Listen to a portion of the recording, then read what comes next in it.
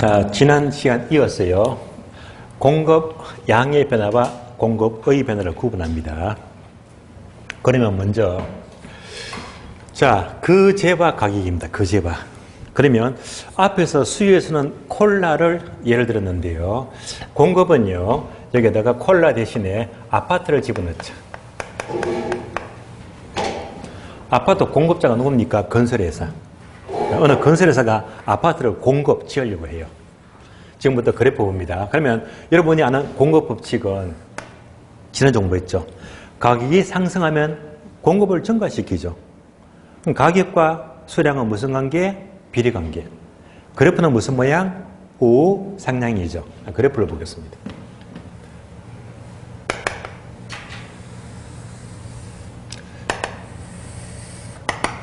가격, 수량입니다. 그러면 우리가 알고 있는 공급 곡선은 우상향이다.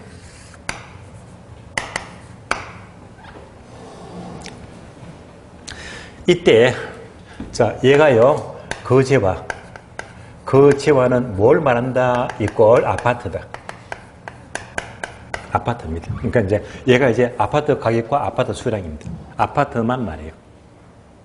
그럼 이제 아파트가 자, 25평형 아파트가 얼마 하더라? 가격 5억 잡을게. 5억이다. 5억일 때 이 건설회사는요, 1000세대를 지어야지. 이렇게 계획을 잡아요. 1000세대. 요즘은 A 있죠. 그런데 아파트값이 껑충 올라갑니다. 얼마? 7억으로. 건설사 기분 좋죠? 예. 많이 짓겠죠? 자, 이럴 때는요, 많이 짓자. 얼마? 1500세대. 요즘은 B 있죠. 따라서 아파트 가격이 자, 5억에서 7억으로 올라가니까 그만큼 뭐 공급을 이만큼 증가시킨다. 비례법칙이고 그래프는 우상향입니다.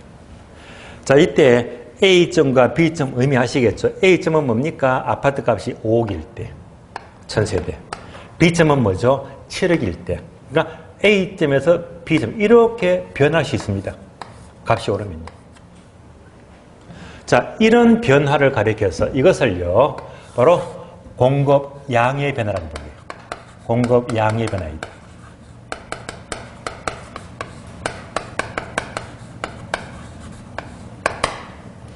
다른 말로 A점에서 B점으로 동일한 곡선상에서 이동했죠. 그래서 곡선상 이동입니다.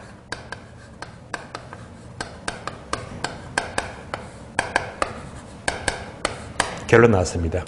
결론, 그 재와 가격이 움직이면 오로지 곡선상에서 이동하고요. 이것을 학자들은 공급 양의 변화라고 부르자 이렇게 약속을 한 거예요. 오로지 그 재와 가격입니다. 그러면 이제 거제와 빼고 나머지는 모두가 곡선상이 아니고 뭐지? 곡선 자체가 이동하네. 그럼 얘가 어떻게 이동합니까? 이렇게 우측으로 이동하면 증가지. 좌측으로 이동하면 감소가 돼요.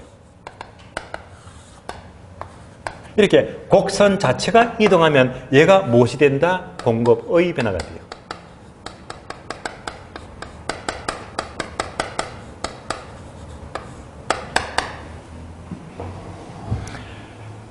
그래서 얘는요, 다른 말로 곡선 자체 이동이다. 곡선 자체 이동이다.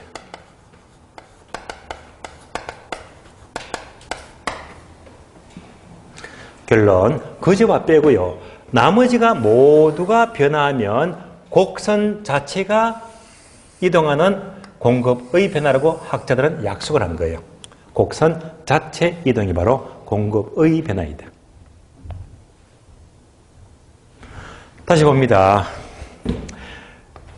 공급 증가죠. 공급 증가는 무슨 이동? 우측 이동. 또 흰선에서 보게 되면 내려갔지. 내려가니까 하향입니다. 공급 증가는요, 우측 이동, 하향 이동 똑같은 말입니다. 똑같은 말. 이거 합치게 되면요, 우하향으로 이동하죠. 우하향으로 이동합니다. 따라서 공급 증가는 같은 말로 우측이동 이꼴, 하향이동 이꼴, 우하향으로 이동 다 똑같은 말이거든요. 우리 시험은요. 마구 끄집어냅니다. 모두 같은 말입니다. 다음에 공급 감소. 감소는요. 좌측 이동이죠. 흰선에서 올라갔죠. 상량 이동입니다. 좌측 이동, 상량 이동 똑같은 의미가 되고요. 합하니까 어떻게 한다? 좌, 상량으로 이동한다. 좌, 상량으로 이동한다. 따라서 공급 증가는 우측 이동, 상량 이동, 좌, 상량으로 이동 다 똑같은 말입니다.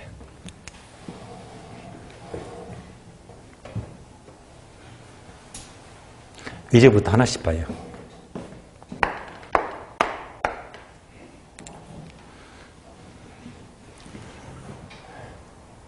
일단 2번 타제와 대치제 보완제, 5번 공급자 예상입니다. 못 박아버렸어요. 자, 앞에서 2번하고 5번 비교합니다. 수요도 뭐죠? 대치제 보완제. 5번은 뭐죠? 예상. 그러니까 이제 타제와 대치제 보완제하고 예상은요, 무조건 이렇게 강의도 보게 되면 이렇게 나와 있죠. 수요와 반대, 수요 반대 적혀져 있죠. 얘는요, 못 박아버리세요. 대치제 보완자하고 공급자 예상은요, 무조건 수요하고 반대로 해서 가세요. 안 그러면 되게 헷갈립니다. 되게 헷갈려요.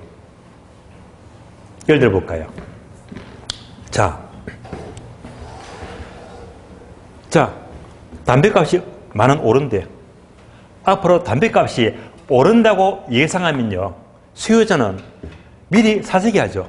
많이 사잖아. 그러면 거꾸로 파는 사람은 팔아, 안 팔아? 안 팔아요. 예. 그러니까 편의점 사장은요, 가격이 오른다고 예상하면 팔아, 안 팔아? 안 팔아. 창고에 딱 숨겨놓고요. 오르면 팔아야지. 안 팔아요. 이럴 때는요, 오히려 수요 반대로 수요자는 살려고 하는데 공급자는 안 팔아요. 편하게 반대해서. 다음에 대치제 보완제도 반대해서 가죠. 수요와 반대로 해서 가죠. 그게 속편입니다. 괜히 생각하면 답이 안 나와요. 머리가 꼬여버리고. 그럼 앞에서 얘는 중요하잖아. 별표까지 했습니다. 최고로 중요하니까. 수요에서 대치제는 증가하면 증가한다. 무슨 관계? 비례 관계. 공급은 반대로 움직이 반대. 반대니까 뭐가 된다? 반비례. 반비례 관계.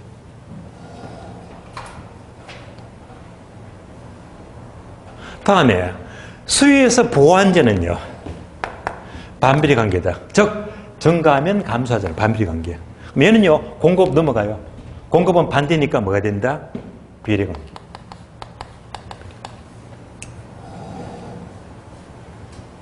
그러니까 만약 공급에서 대치제와 보완제만 나왔다면요, 너무 복잡하게 생각하지 말고 항상 수요와 거꾸로 반대해석입니다.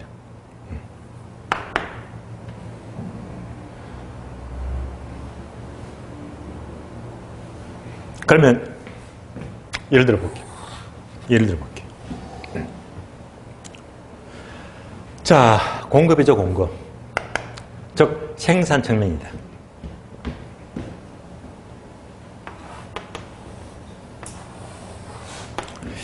어떤 땅이 있어요. 농지가 있는데 이 농지에다가 어떤 농부가 콩농사를 지을까, 옥수수 농사를 지을까, 두 재화만 나왔다면 대치제면 보완제겠지. 그러면 공급 측면, 생산 측면에서 콩과 옥수수는 대치제가 될까요? 보완제가 될까요? 힌트. 콩 대신에 옥수수 농사 지으니까 무슨 제? 대치제입니다. 이때 항상 흐름 뭐지? P하고 Q입니다. 콩 가격과 옥수수 수량입니다. 얘가 거제와 대치제. 되시겠죠? 그럼 이때 그해 콩값이 엄청 올라가서 비싸요. 콩팥이 비싸면 여러분들은 콩농사 지어요? 옥수수 농사 지어요? 콩값 오를 때 사람들은 이거 움직이지. 예, 이게 돈 되는 거잖아. 콩값 비싸니까. 이럴 때 사람들은 전부 다 뭐 하지? 콩값 비싸니까 전부 다 콩농사 많이 짓자 말입니다.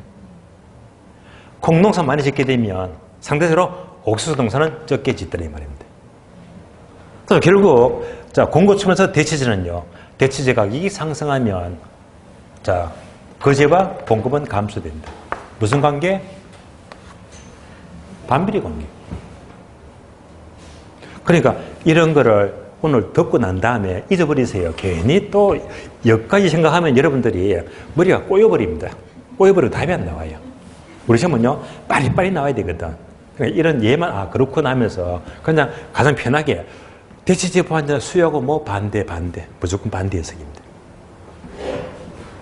다음에 보완전은 뭐예요? 보완전은요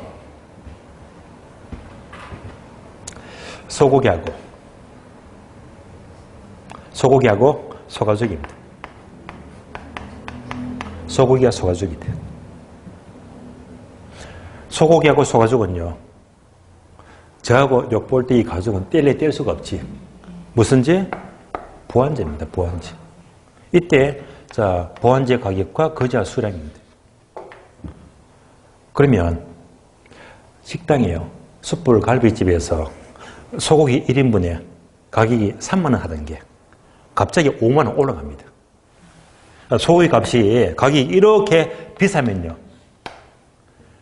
그러면 이제 공급자, 식당 주인은요. 많이 팔아야 돼? 적게 팔아야 돼? 많이 팔아야 되겠지. 그럼 이때는 소를 많이 잡거든요. 소를 많이 잡아 수량이 늘어납니다. 소를 많이 잡는 만큼 소가죽도 늘어나겠지. 그러면 이제 보완제 가격이 상승하면 거제와 공급은 증가한다. 무슨 관계? 비례 관계. 그리고 잊어버리세요. 예. 잊어버리세요. 예. 이것도 올리면 힘 떨어져요. 아시겠어요? 이렇게 얘만 떠올리시고 무조건 편하게 공급에서 얘만 딱 나왔다면 가장 빠르게 뭐지? 수요만 안 깨놓고 무조건 뭐 반대해서. 우리 시험은 얘는 들어 나와. 그러니까 우리 시험은 공급에서 대체제는 지금 몇 번 나왔어요. 몇 번. 근데 아직까지 보완제는 한 번도 안 나왔어. 예. 그러니까 얘는 별로 안 중요해. 가끔 나오니까. 근데 얘는요, 뒷담화이 나와요. 오죽 있으면 제가 별표를 했습니까? 가장 중요한 것, 얘가 가장 중요합니다.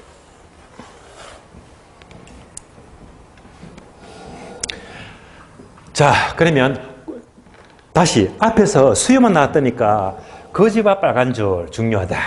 다제와 대체제 반제 중요하다. 빨간 줄. 소득, 정렬 다 중요하다고 했지.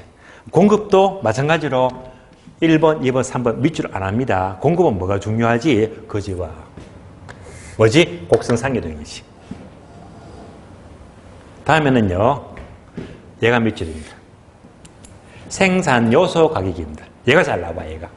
되게 잘 나와. 그러면 생산 효소 가격은요 어떻게 하지? 우리 시험은 주로 이렇게 잘 물어. 건축 자재 가격입니다. 건축 자재 가격. 자, 건축 자재 가격이 너무 비싸다. 얘가 무슨 말이죠? 생수 가격이 비싸다 이 말입니다. 그럼 우리 주변에 철근값이 너무 비싸. 요거지.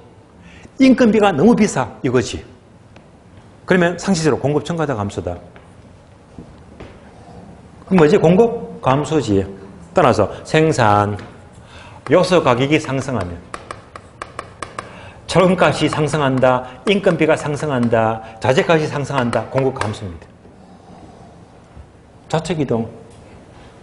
반대로 요소 가격이 하락이에요. 철근값이 떨어지고 인건비가 떨어지고 자재값이 떨어진다. 그러면 공급이 증가되겠지. 우측이동. 해석이 되겠죠? 이렇게 보시면 돼요. 다음에 기술 수준. 기술. 기술이 발달되면 공급이 증가하겠지. 이는 바로 기술의 발달이다. 기술의 발달이다.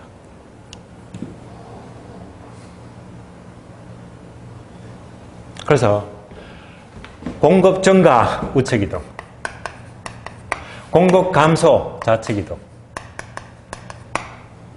이 자체가 우리 시험 문제다. 다음 중에서 공급 곡선의 우측 이동에 속하는 것을 하면서 요거 찾는 거. 공급 감소 좌측 이동에서 우측 이동, 좌측 이동 항목만 가려내면 되거든요.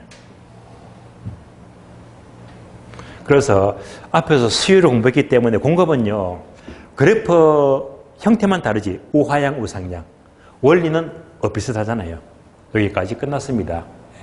그 제각각은 오로지 공급 양의 변화, 곡선 상이동. 나머지는 모두가 곡선 자체가 움직이는 공급의 변화가 돼요. 교재 보고 확인합니다.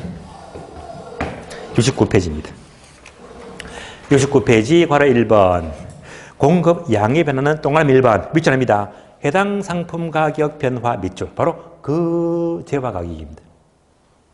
2번요. 공급 양의 변화는 또 밑줄 하세요. 공급 곡선상 점의 이동. 곡선상 이동입니다. 그럼 2번 내려가요. 공급의 변화는 동그라미 1번. 밑줄 하세요. 해당 상품 이외의 나머지 다른 요인 밑줄. 나머지.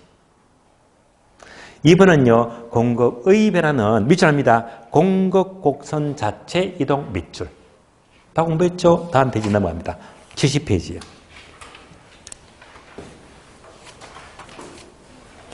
6번.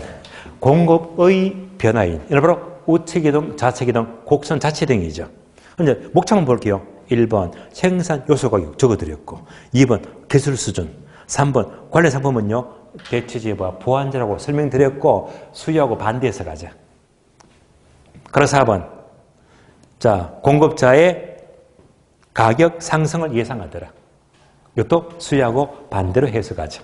이런 것들이 모두가 곡선 자체를 움직이다라고 보시면 돼요.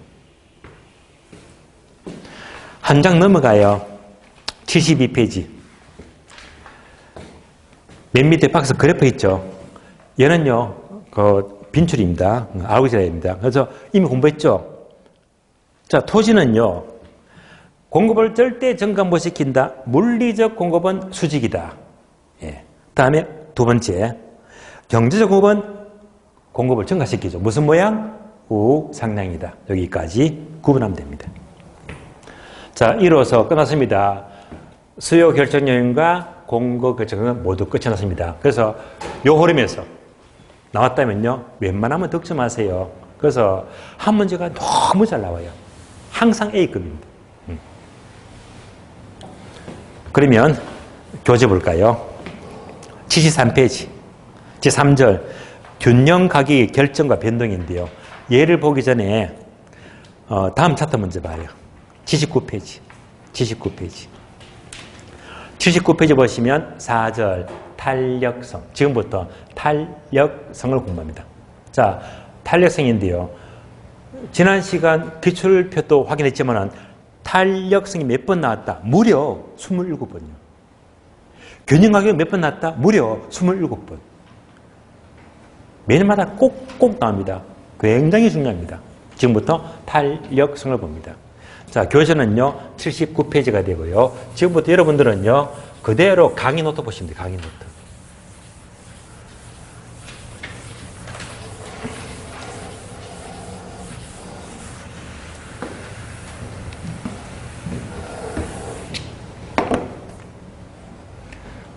탄력성은 예외가 없습니다. 몇 년마다 출제가 안 된 적이 없고요. 한 문제 무조건 출발인데 두 문제가 너무너무 잘 나와. 그래서 탄력성 최대한 집중하세요.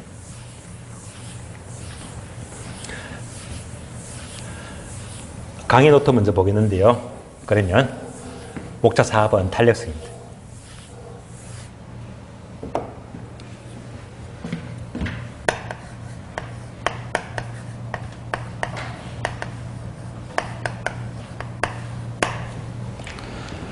탄력성은 제가 단어를 일일이 쓰기 싫어서 이렇게 줄여서 이렇게 쓸게요.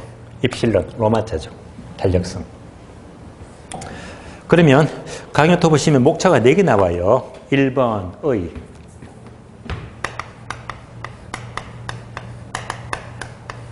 2번 공식, 3번 탄력성 결정연입니다. 탄력성을 움직이는 요인. 마지막으로 4번요. 탄력성과 기업의 총 수입의 관계가 나옵니다.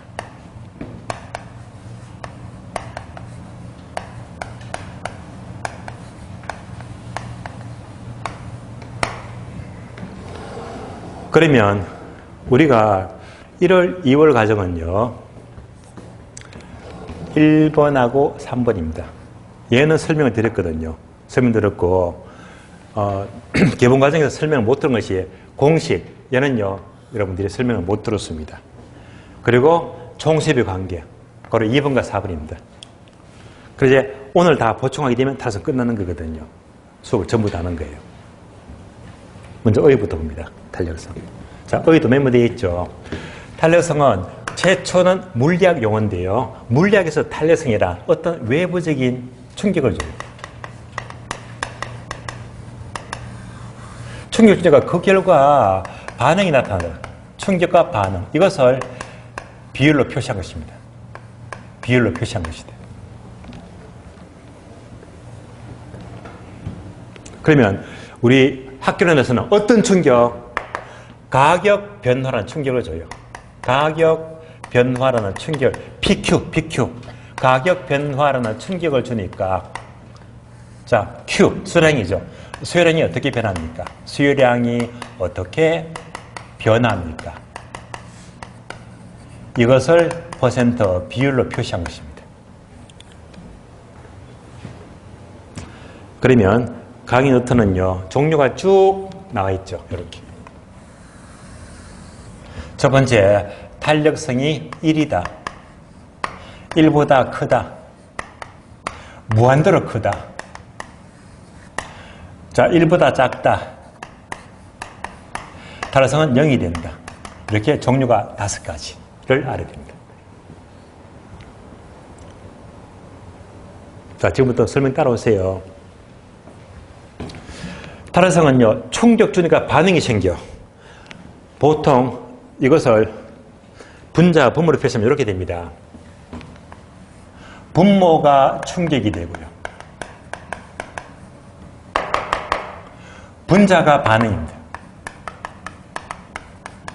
이러면 탄력성이 나옵니다.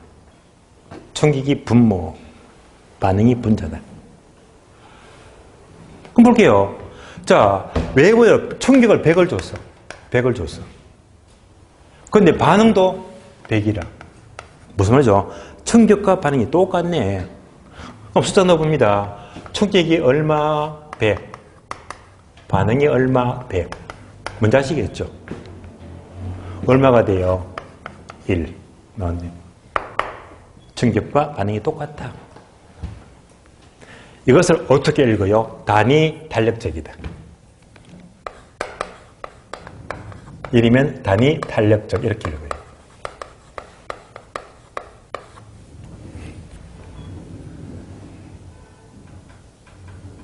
다음에 충격을 100을 주니까 반응이 커요. 200이다. 2배나 크네요. 그럼 또 넣어볼까요? 충격이 100인데 반응이 얼마가 돼요? 200이다. 땡땡 얼마? 2가 되겠네. 반응이 크죠? 2가 되겠네. 얘가 뭡니까? 1보다 크다. 이것을 탄력적이다 이렇게 읽어요. 탄력적이다. 그리고 화살표 가로되어 있죠? 요거. 앞으로 탄력적이다 이런 용어들이 나오면요. 얘는 뭘 말할까? 그래서 적어주면 됩니다. 탄력적이면요. 반응이 크다 작다? 반응이 크다. 다른 말로 반응이 민감해요? 둔감해요? 민감하죠. 민감한 반응입니다. 따라서 1보다 크면 탄력적이면 반응이 크다. 민감한 반응입니다.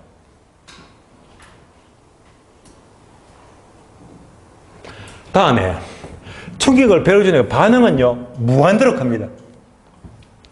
넣어볼까요? 충격을 100을 주니까 반응은 무한대입니다. 그러면 값이 무한대가 나오죠. 얘가 바로 극단적입니다. 극단적이면 완전자가 붙어요. 완전 탄력적입니다. 완전 탄력적입니다.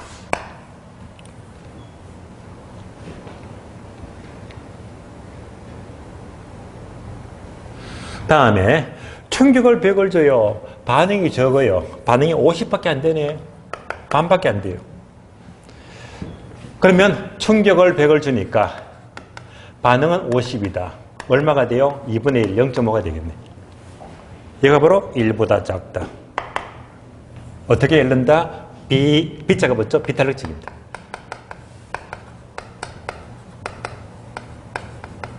화살표 되어 있죠? 어떻게 읽을까? 앞으로 비탄력적이면 반응이 크다, 작다, 작다. 반응은 민감하다, 둔감하다, 둔감하다. 그래서 비탄력적이면 반응이 작다, 둔감한 반응입니다. 다음에 충격을 100을 주니까 반응이 아무것도 없어. 제로입니다. 충격을 100을 주니까 반응이 제로입니다. 그러면 값이 0이 나와요. 얘가 바로 극단적입니다. 그러면 극단적이면 항상 완전자가 붙죠. 완전 비탄력적입니다. 완전 비탄력적.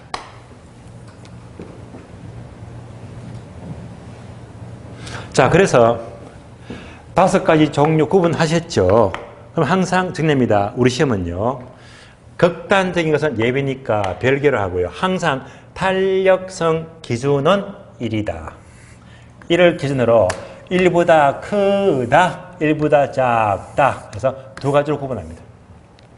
탄력적일 때, 비탄력적일 때. 이렇게 나눠서 공부하는 거예요. 앞으로 탄력성은요, 종류 두 가지입니다. 탄력적, 비탄력적. 예. 나눠서 항상 살펴봅니다. 이게 이제 3번, 4번 다 연결이 됩니다. 이렇게 출발합니다.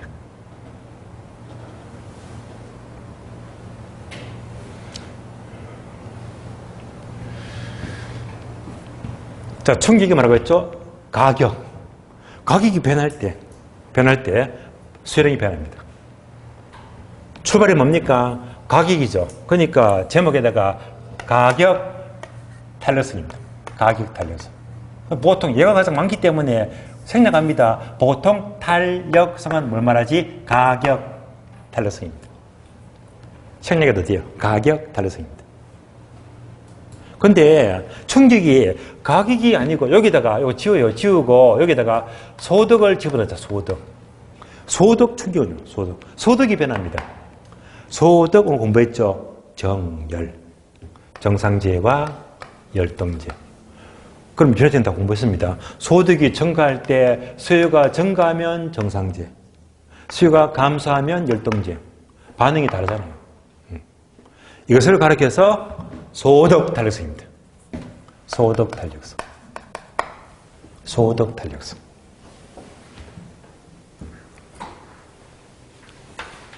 그러면 소득도 지울게요. 자, 소득도 지우면서 소득이 아니고 뭐? 타재화 가격입니다. 타재화 가격. 타재화 가격. 타재화하게 되면 오늘 또 공부했지. 대체재 보완제입니다. 대체재가 있고 보완제가 있어요. 계속 반복이 돼요. 수요에서 대체재는 비례관계. 대체재 가격이 상승하면 거지와 수요가 증가한다. 증가.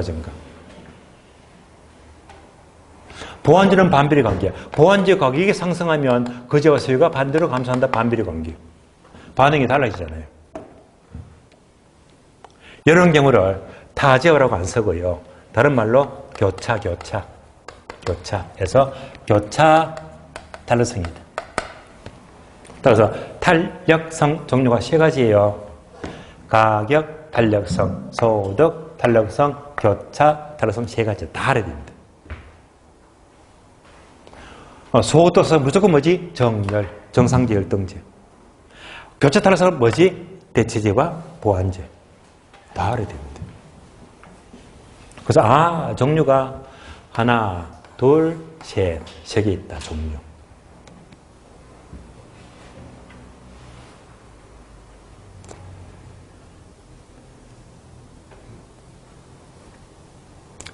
자, 여기까지 의의 봤습니다. 책 보고 확인해 책. 자, 교재는요, 79페이지입니다. 79페이지. 01번, 기본 개념. 1번, 탄력성 개념. 네모 박스에 분자 분모 있죠? 요거잖아요, 요거. 분모는 충격이고, 분자는 반응이다.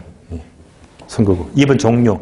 종류는요, 동그라미 1번, 수요 탄력성에는 단어 3개 몇 줄. 가격, 탄력성, 소득, 탄력성, 교차, 탄력성 설명을 드렸고요. 쭉 내려서 목차 02번, 가격 탄력성입니다. 그리고 1번, 의의부터 봅니다. 1번, 수요의 가격 탄력성이란 두 번째 줄. 자, 가격이 변할 때 수요량이 얼마큼 변화하느냐? 정량적 지표이다. 정량적 동그라미. 정량적.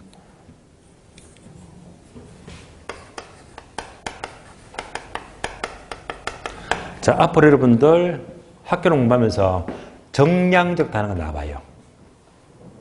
얘만 나타나면요, 이꼴 숫자. 숫자로 표시합니다. 여러분들 시험 쳤잖아. 시험 치니까 점수가 80점 나왔대. 50점 나왔대. 뭐지? 숫자. 숫자로 표시하면 정량적입니다. 숫자로 표시 안 하면요, 정성적입니다. 방금 봤죠? 탄력성은 항상 1이다. 1.5다. 무한대로 크다. 0.8이다. 항상 숫자로 나오거든, 숫자로. 그러니까 무슨 개념? 정량적 개념이지. 탄력성은 정성적 X, 틀린 말. 뭔지 아시겠죠? 이렇게 출제된 적이 있어요. 반복합니다. 탄력성은요, 정성적이다, 정량적이다. 정량적이다. 반드시 숫자, 1.2다, 3이다. 숫자로 표시되어야 됩니다. 그러면 정성적은 여러분들 어디서 경험하죠? 여러분들 보통 가전제품 고장나요. 그럼 A에서 받잖아요. 친절하죠. 다 해주고 그 다음 기사가 뭐라고 하죠? 혹시나 1시간 뒤에 회사에 전화 오게 되면 평가 좀 잘 해주세요. 전화 오죠, 그죠? 그러면 서비스가 매우 친절하다.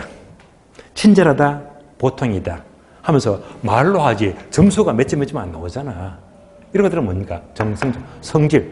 그러니까 이렇게 구분한 게 숫자가 안 나와요. 이것들은 정성적입니다. 자, 다음에 2번, 동그라미 2번, 맨 끝줄이죠. 따라서 수요의 가격 탄력성을 밑줄 하세요. 가격 변화율에 대한 수요량의 변화율이다. 나왔죠?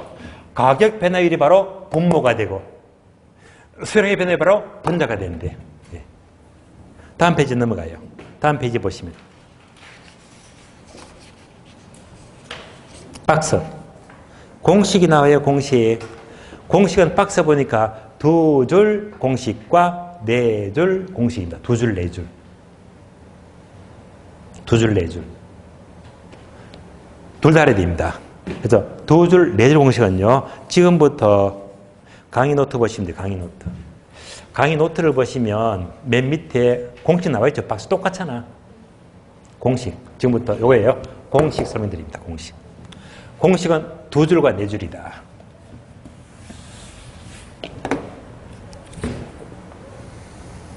자, 2줄은요. 분모가 충격이니까 가격 변화입니다.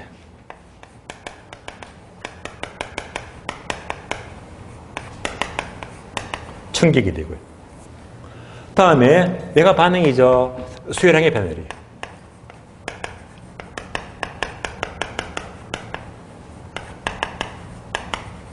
두 줄 공식.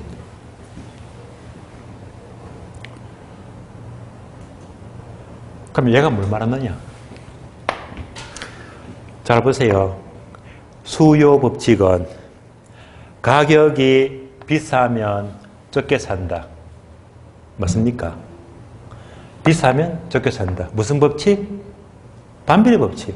반비례 법칙. 그러니까 가격이 플러스 비싸면 적게 산다? 마이너스. 수요 법칙은 반비례 법칙이니까 항상 부호가 합쳐버리면 엄수. 무조건 반비례 법칙은 엄수. 마이너스 값이 나옵니다. 엄수.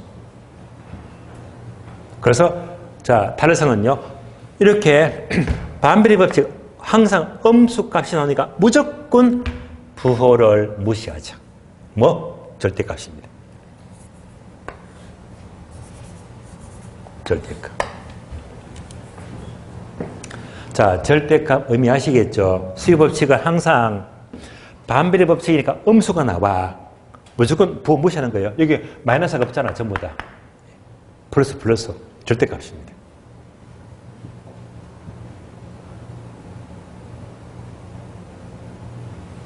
그러면 이런 계산 문제는 점수를 그냥 주는 거야. 문제 확인. 오늘 지문 보세요. 지문. 프린터 보시면 프린터. 기출지문. 기출지문 찾습니까? 기출문. 기출 프린터.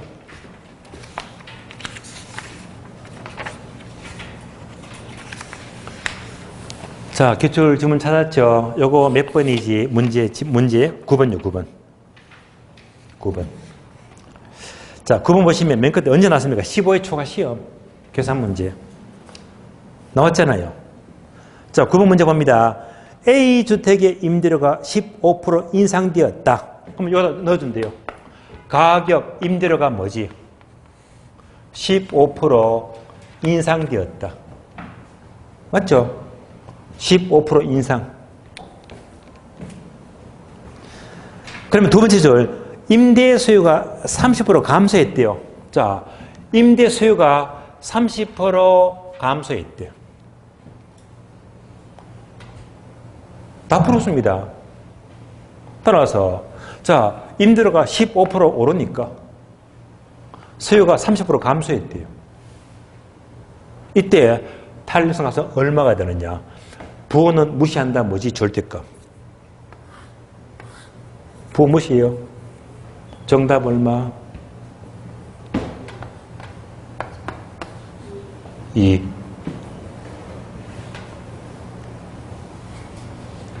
점수를 그냥 주는 거잖아요.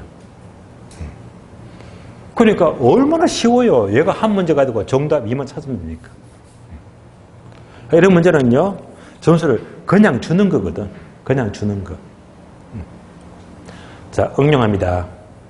이 문제가 15의 초시험 기출문제예요. 가격이 15% 상승하니까 수요가 30% 감소했대. 절대값이니까 탄력성 얼마가 된다? 2가 된다. 뭐지? 탄력적. 자, 지금부터 응용합니다. 이런 문제가 너무 쉬우니까 앞으로 묻게 되면요.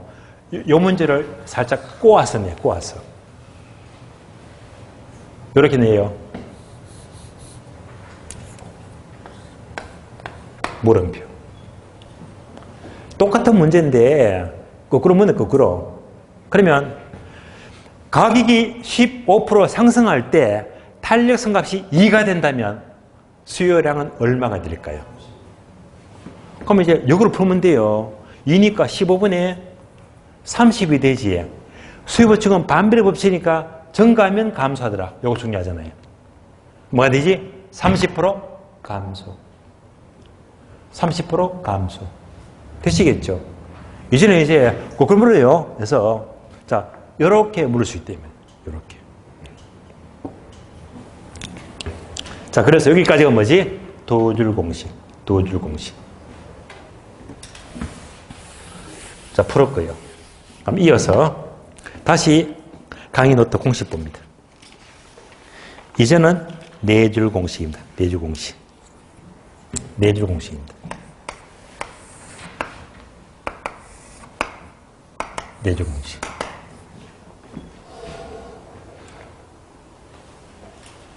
그러면 네 줄 공식은요. 가격 변화율이니까 비율. 얘가 다시 분자분모. 원래 가격. 가격 변화입니다. 자, 이만큼이 가격 변화율이 됩니다. 다음에 분자예요. 자, 여기서 분모가 원래 수량. 다음에 수요량의 변화분입니다.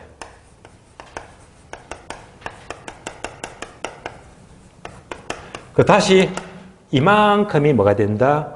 수요량의 변화율이 됩니다. 여기까지가 내줄 공식. 그리고 불을 무시하자 절대값.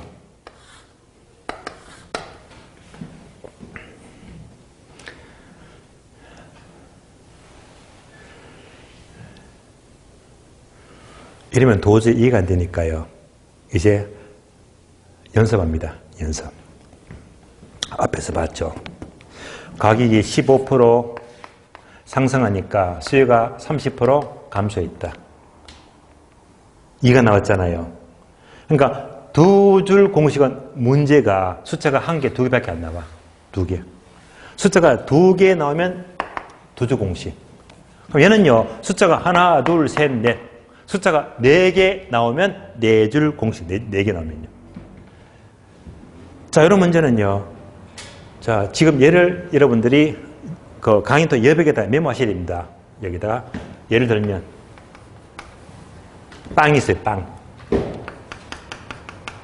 빵이 있다.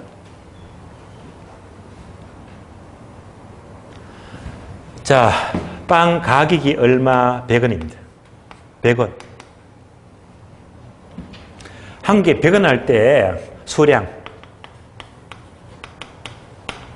100원 할 때 몇 개 사야지? 400개 사야지. 100원짜리 빵을 400개 사려고 해요. 근데 빵값이 100원에서 120원 올랐거든. 비싸요. 올랐잖아.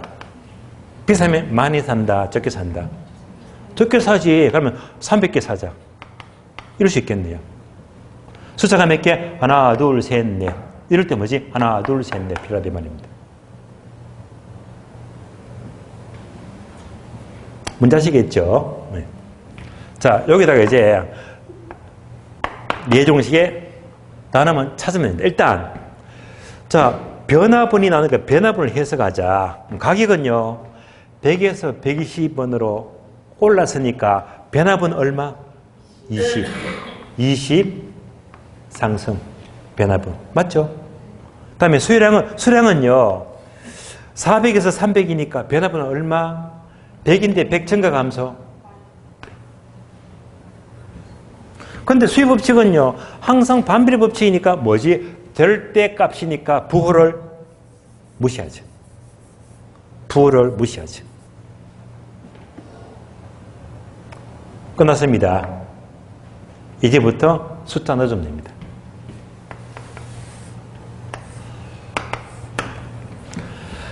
자, 원래 가격은요, 100입니까? 120입니까? 100. 다음에 변화분 얼마가 돼요? 20.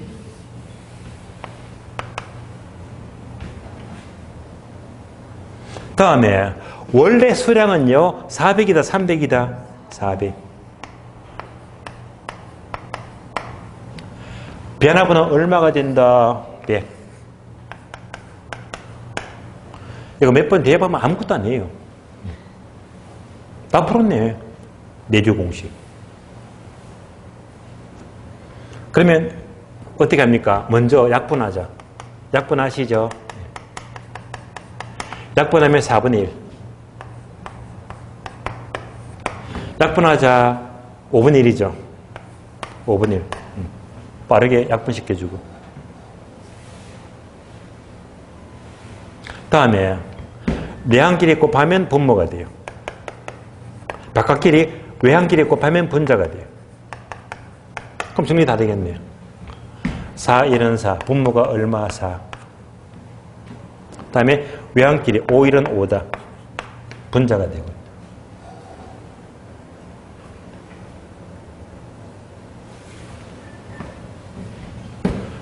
그래서 5 나누기 4 얼마? 1.25. 1보다 크니까 뭐지? 탄력적. 탄력적.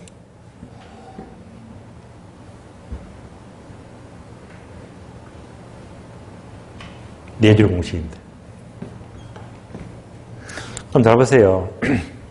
다시 네 줄 공식 보시면서 원래 가격은 100이다, 120이다. 100이었죠, 100. 100. 근데 조심하세요, 요거. 원래 가격은 다른 말로 100 했으니까 100 따라오셨죠? 얘가 다른 말로 최초 가격, 처음 가격. 처음 가격, 최초 가격입니다. 100. 근데 우리 시험은요, 언제? 20회 때. 20회 시험에서 원래 가격, 최초 가격을 묻지 않고 어떻게? 중간값이다. 중간 가격. 얘가 나왔거든요. 중간값. 중간값입니다. 그러니까 이런 단어 나오게 되면요. 여기서 제대로 푼 사람이 없었거든. 전부 다 원래 값 이걸 집어넣었거든. 100을요. 그래서 처음부터 중간값 묻게 되면요. 논점이 달라집니다. 자, 이렇게 하면 어떻게 풀까? 중간값. 자, 쉬워요. 불러주세요. 100하고 200이, 100하고 120의 중간이 얼마? 중간값. 110. 다 하시네. 110. 다음에 400과 300의 중간값 얼마? 조금 어려운가 봐요. 350. 얘가 뭐지? 중간값. 중간값. 중간은 쉬워요. 그래, 중간값 묻게 되면 요거 대신에 얘를 집어넣으면 돼. 중간값. 중간값. 아시겠죠? 최초값이 아니고 뭐지? 중간값 물으니까 중간값 110 넣어주면 돼. 110. 중간값. 수량도 중간 수량. 중간값이니까. 중간 수량하게 되면 얼마가 된다? 350. 얘가 아니고 350.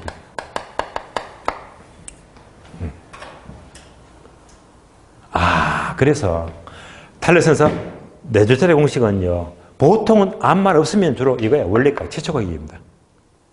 그런데 출제인지 단서를 딱 괄호해놓고 중간값을 물었거든. 물었는데 요걸 찾지 못한 사람들은 전부 다 계속 100만 집어넣는 거야. 최초값을. 항상 중간값, 이때 중간값 묻게 되면 항상 얘를 집어넣어요. 중간값. 되시겠죠? 그죠? 네, 중간값.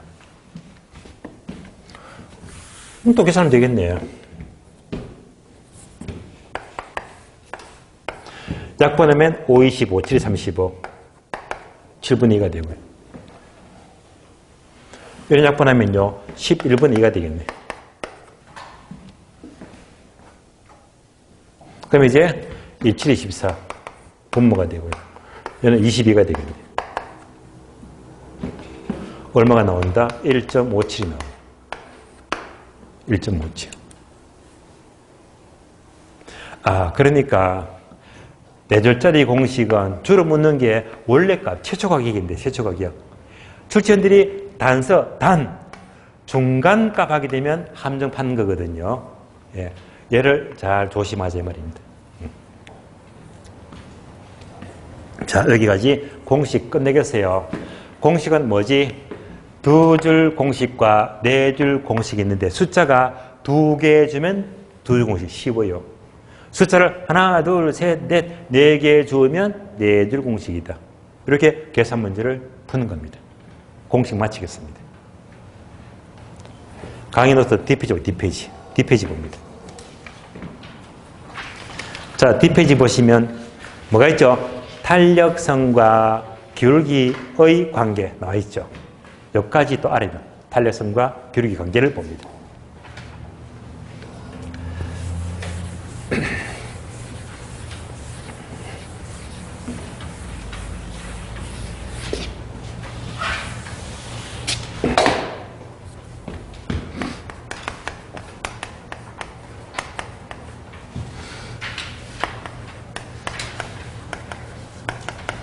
자, 탄력성과 기울기는 무조건 뭐죠? 반대. 무조건 반대, 역수. 못 박아버리세요. 반대로 움직이더라. 반비례 관계. 이 말은요, 기울기가 크면 반대로 탄력성은 작아. 반대. 기울기가 작으면 반대로 탄력성은 커져.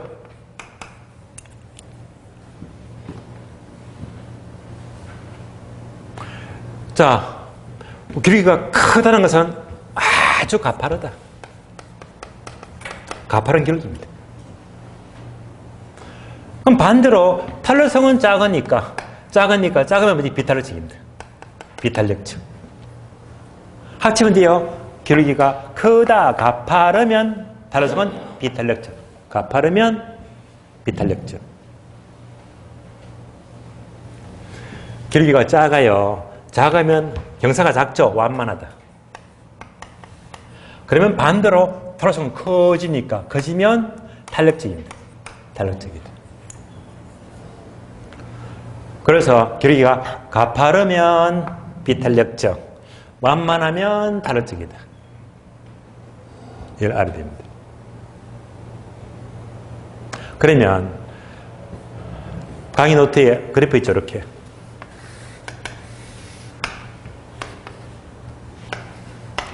수평, 수직, 가파르다, 완만하다, 중간 기울기 나옵니다.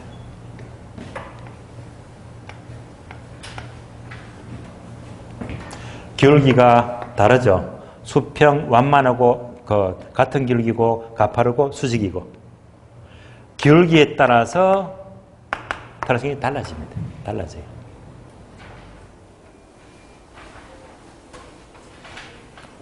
그러면 얘를 풀어서 본다면 자, 요것을 그래프로 연결합니다. 연결해요. 자,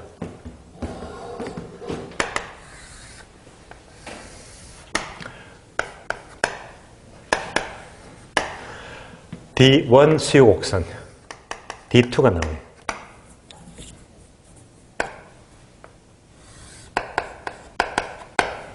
기울기가 가파르고 완만합니다.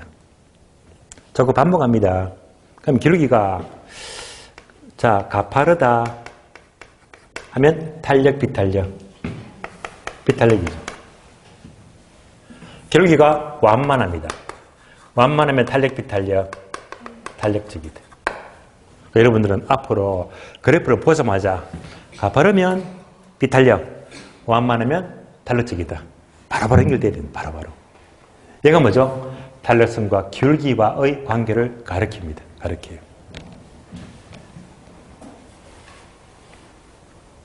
혹시라도 금방 안 뚫으면요. 나왔죠? 가파르면 비탄력적이다. 하늘에서 비가 이렇게 떨어져요. 이렇게 떨어져요. 이렇게 떨어지니까 뭐지? 비탄력적이다. 바로 연결합니다. 가파르면 비탄력적. 다시 그래프 보시면서 완만하면 탄력적이죠. 점점점 더 완만해진대. 극단적으로 수평이다. 이럴 때는 탄력성이 뭐가 돼요? 무한대로 크다.